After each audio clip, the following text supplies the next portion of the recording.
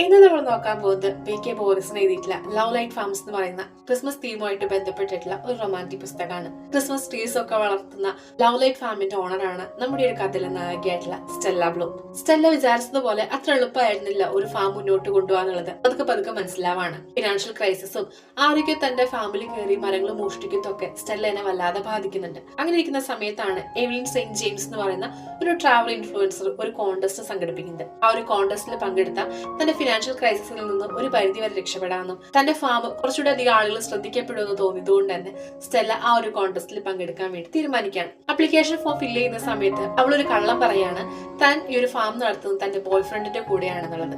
സത്യത്തിൽ സ്റ്റെല്ലയ്ക്ക് ഒരു boy friend ആ ഒരു സമയത്ത് ഉണ്ടായിരുന്നില്ല. അങ്ങനെയുള്ള ഫൈനലിസ്റ്റിലേക്ക് തെരഞ്ഞെടുക്കുകയാണ്. അതുകൊണ്ട് തന്നെ എവലിൻ ഇവളുടെ ഒരു ഫാം വിസിറ്റ് ചെയ്യാൻ വേണ്ടിയിട്ട് തീരുമാനിക്കുന്നുണ്ട്. അതുകൊണ്ട് തന്നെ താൻ പറഞ്ഞ കള്ളം പൊളിയാതിരിക്കാൻ വേണ്ടിയിട്ട് സ്റ്റെല്ല തന്റെ ബെസ്റ്റ് ഫ്രണ്ട് ആയിട്ടുള്ള ലൂക്കിനോട് ഒരാഴ്ചത്തേക്ക് തന്റെ ഫേക്ക് ബോയ് ഫ്രണ്ട് ആയിട്ട് ആക്ട് ചെയ്യാൻ പറ്റുമെന്ന് ചോദിക്കും.